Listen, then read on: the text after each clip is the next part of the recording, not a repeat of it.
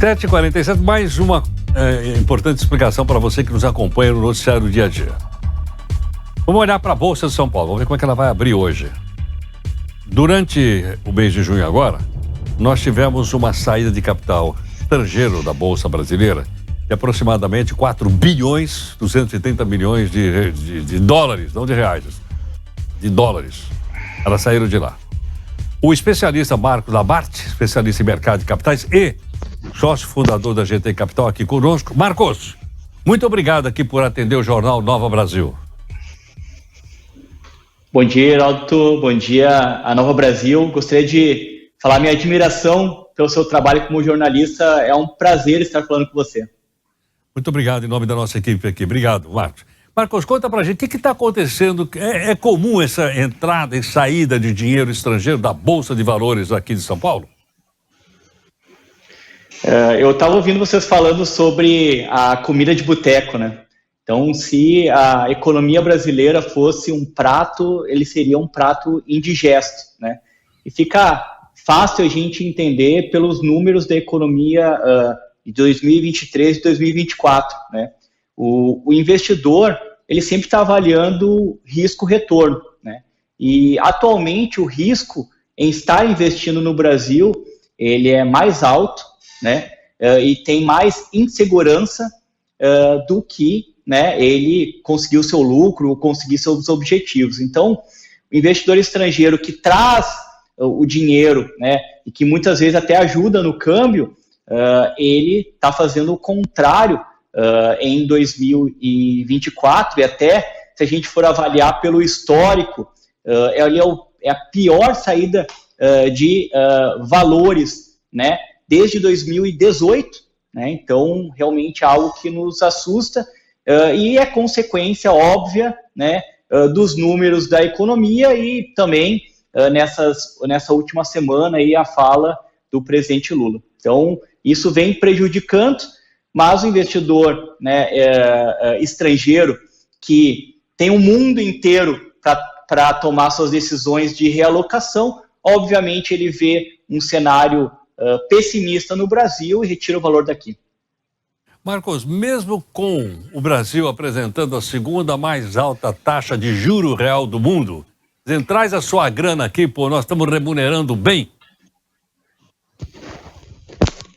Mesmo assim, você sabe que eu voltei recentemente de Singapura, eu estava 2 dias atrás em Singapura, e a gente nota, né, o quanto o mundo é grande, né, e quanto existem possibilidades de investimentos com uma segurança econômica maior do que do Brasil. Então, assim, mesmo com a taxa de juros alta, né, a taxa de juros do Brasil, ela deve estar entre as 5 mais altas do mundo, né, o investidor ele sempre está avaliando o risco, né, e atualmente o risco de se investir no Brasil, ele é negativo, ele é maior, né. Lembrando que também, quando o investidor ele traz o recurso para o Brasil, ele faz o câmbio. Então, ele muda de dólar, né, para real, e quanto mais sobe, né, e quanto mais desvaloriza a moeda brasileira, e quanto mais valoriza o dólar, mais ele se sente prejudicado em estar investindo no Brasil. Porque em algum momento ele vai estar voltando com esse recurso para o seu país de origem. Então, você falou assim, olha, a taxa de juros está alta no Brasil, mas ao mesmo tempo essa alta, né, essa desvalorização do real frente ao dólar prejudica muito quem está investindo no Brasil. Então isso também ele acaba no equilíbrio de quanto que ele vai ganhar frente ao quanto que ele está perdendo com a desvalorização do câmbio, ele acaba tentando sair o quanto antes, porque ele não sabe até quando essa alta aí do dólar frente ao real vai acontecer. Marcos, a gente também noticia normalmente, dizendo que aquelas empresas que avaliam o risco, as chamadas empresas de rating, dão nota para o país.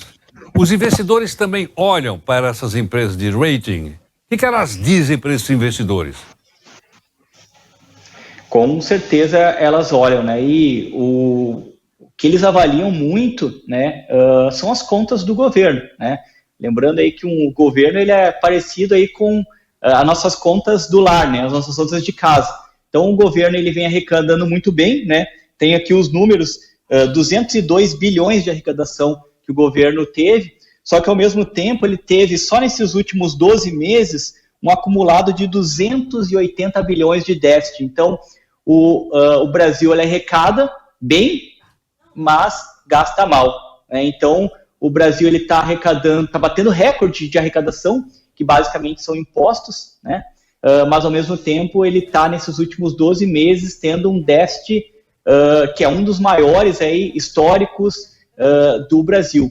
E o que ele arrecada, ele não vem investindo da maneira correta, porque quando você investe, isso em algum momento ele vai ter uma repercussão na economia, o que não vem acontecendo. Então, o cenário de 2024 está sendo um cenário econômico muito ruim, né? Os números estão aí, sobre os números não se mente, né? Não tem como argumentar sobre os números, e o governo, até o momento, não vem fazendo o trabalho de casa, que é arrecadar, mas, ao mesmo tempo, utilizar bem esses recursos e também, obviamente, está analisando as despesas, porque até o começo do governo do Lula, então a gente está falando de 2 anos, não vem falando em diminuição das despesas. Marcos, deixa eu mudar de assunto aqui. Você falou que teve há 2 dias em Singapura. Perfeito. Uma cidade-estado lá na Ásia, um dos chamados tigres asiáticos. O que é que te chamou mais a atenção? Singapura, ela tem algo que eu acho muito positivo, que é a parte de segurança, principalmente. Até muito interessante, 00:30 eu acordei e quis comer um fast food. Fui no McDonald's. Eu estava caminhando na rua, tinha uma pessoa, uma mulher na minha frente, a gente está falando de 00:30, no centro de Singapura. A pessoa ela nem olhou para trás para saber se era homem, se era mulher. Então, assim, segurança em Singapura ela é muito grande, né? O bem público ele é coletivo e muito bem utilizado por todos, né? A Singapura ela existe uma série de normas e regras, até, por exemplo, se você atravessar a rua, você como pedestre, atravessar a rua no sinal, né, vermelho para você e verde para os veículos, você tem uma multa de $1.000. Né? Você tem uma noção. Quanta multa? $1.000. $1.000. Parece aqui no centrão de São Paulo. Você atravessa no verde e é atropelado. O que eu penso, assim, quando eu viajo para países como Singapura, é o senso coletivo, né? O estrangeiro em países desenvolvidos como Singapura, eles têm um senso coletivo muito grande.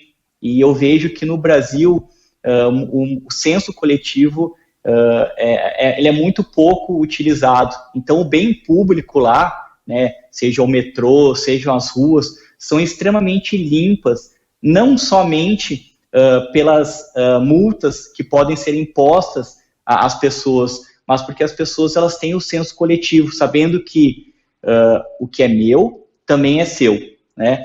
E também outra coisa que eu vi em Singapura é a parte econômica, né, desenvolvida.